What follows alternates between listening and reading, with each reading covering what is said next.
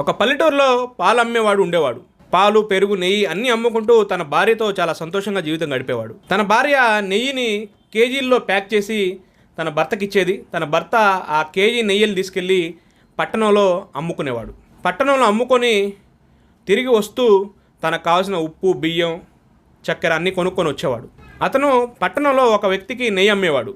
ఆ యజమాని ఏం చేస్తాడంటే ఆ నెయ్యి అమ్మిన వ్యక్తి వెళ్ళిపోయిన తర్వాత ఆ బ్యాగులన్నీ తూకం వేస్తాడు. అప్పుడు ఆ కేజీ ప్యాకెట్ 900 గ్రాములే వస్తుంది. అప్పుడు ఆ వ్యక్తి బాధపడతాడు, ఇతన్ని ఇంతగా నమ్మితే నన్ను మోసం చేస్తాడని. మళ్ళీ వారం తర్వాత ఆ నెయ్యి అమ్ముకునే వ్యక్తి ఆ షాపు వద్దకు వస్తాడు.